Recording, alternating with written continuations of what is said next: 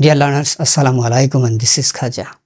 আজকে এমন একটি প্রশ্ন নিয়ে এই ভিডিওটি তৈরি করব যে প্রশ্নটির উত্তর জানা প্রত্যেকটা মানুষের দরকার। এমন কোনো মানুষ নেই যার এই প্রশ্নটি এবং প্রশ্নটির উত্তর প্রয়োজন নেই। আমরা এই প্রশ্নটি বিভিন্ন গ্রুপে করেছি এবং অলরেডি আমরা বিভিন্ন উত্তর পেয়েছি। সেজন্য আপনাদের সাথেও সেটি শেয়ার করতে চাই, কারণ এটি আপনার লাগবে, আপনার সন্তানের, আপনার পিতামাতা, আপনার চারপাশে যত মানুষ আছে, এবং আপনার অবশ্যই এই প্রশ্নটির উত্তর জানা দরকার। সেই প্রশ্নটা কি আগে সেটা শুনে নেই।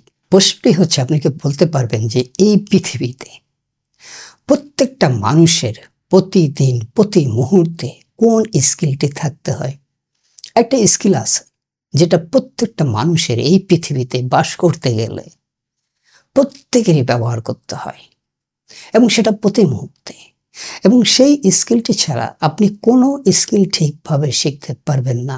আপনি সকালে ঘুম থেকে উঠলেন, ঘুম থেকে ওঠার পরে আবার যখন ঘুমিয়ে পড়বেন রাতের বেলা, সব সময় সারাদিন আপনার সেই স্কিলসটি লাগে। তো সেই স্কিলটি কি আপনারা সবাই বুঝে গেছেন। আসলে সারাদিন আমরা কি করি? আমরা সবসময় কি করি? আমরা কমিউনিকেট করি। আমরা যখন কেনাকাটা করি, কমিউনিকেট করি। আমরা যখন স্কুলে যাই, কলেজে যাই, রাস্তাঘাটে চলি, আমরা প্রতি মুহূর্তে প্রশ্ন করি এবং তার উত্তর জানতে চাই এবং নেগোসিয়েশন করি। তার মানে আমরা কমিউনিকেট করি। আপনি হয়তো আজকে একটা ইন্টারভিউ দিচ্ছেন, সেখানে কি করছেন? কমিউনিকেট করছেন। আমি আপনার সাথে যে এখন কথোপকথন করছি, আপনি সরাসরি উত্তর দিতে পারছেন না, কিন্তু আপনার সাথে আমার যোগাযোগ হচ্ছে এবং উত্তর দেওয়ার জন্য কমেন্ট আছে। কমেন্ট আপনি প্রশ্ন করবেন, আমি উত্তর দিতে পারবো। আপনার সাথে আমার যোগাযোগ চলছে। এবং আপনি যেখানেই যান সেখানেই আপনি কি করেন?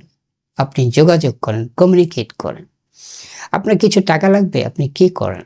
You have to communicate with your parents or with someone who can pay you. আপনার টাকা দরকার, কারোর সাথে যোগাযোগ করতে হবে, সেটা বাবা হোক, মা হোক, যেই হোক, বড় ভাই হোক। আপনার একটা চাকরি দরকার, আপনি যোগাযোগ শুরু করে দেন, তাই না? যোগাযোগটা শুরু করেন কিভাবে? একটা অ্যাপ্লিকেশন লেখেন, একটা সিভি জমা দেন। আপনি কোনো কিছু কিনতে যাবেন, আপনি দাম জিজ্ঞেস করেন, তারপরে বলেন যে ভাই কমানো সম্ভব কিনা, এটা ফিক্স কিনা, ইত্যাদি। আপনাকে খাবার দেওয়া হবে, জিজ্ঞেস করবে যে কখন খাবার দেব, কি খাবেন ভাই, আসছেন, মেহমান আসলে, তাই না? সো এই দুনিয়াটা সকাল থেকে, ঘুম থেকে ওঠা থেকে একদম ঘুমানো পর্যন্ত আমরা কি করি? আমরা কমিউনিকেট করি, আমরা যোগাযোগ করি প্রতি মুহূর্তে। আমাদের হয়তো আর কোনো স্কিল নাও লাগতে পারে, কিন্তু এই কমিউনিকেশন স্কিল লাগবে। এবং এটা যে আমরা সবসময় কথা বলি সেটাও নয়, কথা ছাড়াও কমিউনিকেট করা যায়, right? Non verbal communication. So এই যে একটা কমিউনিকেট করলাম, কি করলাম? গ্রেট, রাইট, ফ্যান্টাস্টিক, তাই না? এটা দিয়ে আমি বুঝাচ্ছি। আমরা সিগন্যালের মাধ্যমে আমরা যোগাযোগ করি, আমরা ইমোজির মাধ্যমে কমিউনিকেট করতে পারি। সারা পৃথিবীতে এখন কমিউনিকেশনের একটা মিডিয়া হচ্ছে ইমোজি। তাহলে এই যে আমরা কমিউনিকেট করি, যোগাযোগ করি, সবাইকে ঠিকভাবে করি? বেশিরভাগ ক্ষেত্রে আমাদের কমিউনিকেশন কি ভুল হয় কিনা? তার মানে কমিউনিকেশন ঠিকভাবে করতে পারাটা হচ্ছে সবচেয়ে বড় কাজ। বলা হয়, আপনি যে প্রতিদিন সকাল থেকে সন্ধ্যা পর্যন্ত, ঘুমানো পর্যন্ত আপনি হয়তো কাউকে জানালেন, brother it's time to sleep, আপনি বললেন, তার মানে তাকে একটা কমিউনিকেট করলেন। কি কমিউনিকেট করলেন? এখন একটু আলাপটা বন্ধ করতে চাচ্ছি, আমি এখন ঘুমাতে চাই, এখন এটি ঘুমানোর সময়। সুতরাং এই যে আমরা কোনো জিনিস যখন কিনতে চাই, একসময় খেয়াল করবেন যে আমাদের দেশে যারা সেলস পার্সন ছিলেন, তাদের ব্যবহার বেশিরভাগ ক্ষেত্রেই খারাপ ছিল। এখন কিন্তু অতটা খারাপ না। কারণ কি? কম্পিটিশন হচ্ছে, আপনাকে সেল করতে হবে। আপনি শিখে গেছেন, আপনাকে ভালোভাবে কমিউনিকেট করতে হবে।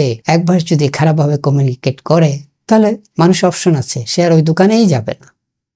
সুতরাং দেখা যায় সারা পৃথিবীতেই এই সেলসম্যানদেরকে প্রশিক্ষণ দেওয়ার জন্য বিশেষ ব্যবস্থা থাকে।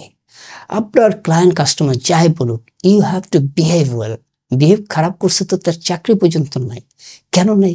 মালিক কেন খারাপ ব্যবহার করলে তাদেরকে রাখছে না? কারণ ইটস বিজনেস। তার একটা খারাপ ব্যবহারের কারণে তার অনেক বিজনেস লস হতে পারে। সুতরাং ঘুম থেকে ওঠা পর্যন্ত আপনি যদি ইন্টারভিউতে অনেক কিছু না পারলেন, কিন্তু কমিউনিকেট যদি ঠিকভাবে করতে পারেন, ইন্টারভিউ বোর্ড যদি ইনফ্লুয়েন্স হয়, হয়তো আপনি কিছু কম জানেন, কিন্তু your attitude is good, your communication skill is awesome, there is a high chance that they will offer you for another job at least. আপনার কমিউনিকেশন স্কিল যদি জোস মনে হয়, ওই চাকরিতে হয়তো আপনাকে ফিট না হলেও আপনাকে অন্য জবের প্রস্তাব দিতে পারে। সুতরাং যাদের কমিউনিকেশন স্কিল ভালো, এই পৃথিবীতে তারাই বড় হয়। সহজ কথা। ভালো ব্যবহার, খারাপ ব্যবহার এগুলো কমিউনিকেশনের সাথে জড়িত। খারাপ ব্যবহার করলে কিরকম রিয়াকশন হয়, আমরা অসুস্থ হয়ে যেতে পারি, আমাদের মন খারাপ হয়, দিনের পর দিন মন খারাপ হতে পারে কোনো খারাপ ব্যবহারে। সুতরাং আমাদের প্রতিদিন প্রতি মুহূর্তে যে আমাদেরকে বন্ধুর মতো জড়িয়ে আছে, এটা বলা হয়তো সবসময় ঠিক হবে না। কখনো কখনো আমার কমিউনিকেশন আমার জন্য শত্রু হিসাবে থাকে। আমি হয়তো আমার শত্রুকে লালন করছি।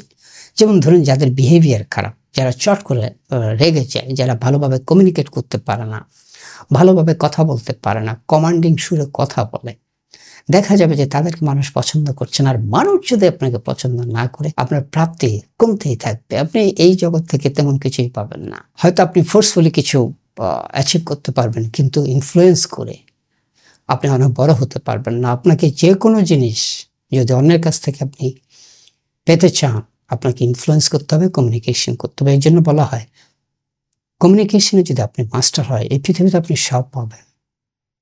ভালোবাসা, এই ভালোবাসা পেতে গেলে হয়তো কমিউনিকেট করতে হবে, তাই না? সেখানে আমাদের দেখতে হয় যে আমরা পরস্পরকে বুঝি কিনা। এই বোঝাটা কি, এটাও কমিউনিকেশন স্কিলস।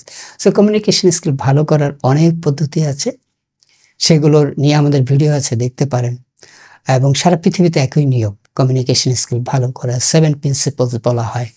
যেমন আমরা যখন যোগাযোগ করি, সেটি যেন কমপ্লিট হয়, সেটা যেন কনসাইজ হয়, সেটা যেন কনসিডারেশনে থাকে। কনসিডারেশন মানে হচ্ছে যে আমি যার সাথে কথা বলতেছি তার মতো করে কথা বলতে হবে। আপনি যখন কোনো কিছু কিনতে যাচ্ছেন, তখন ক্রেতার মতো আপনি বিহেভ করবেন। আপনি যখন বিক্রি করছেন, আপনার কমিউনিকেশন কিন্তু পাল্টে যাবে। আপনার কাজ হলো জিনিসটা বিক্রি করে তার থেকে টাকাটা নেওয়া।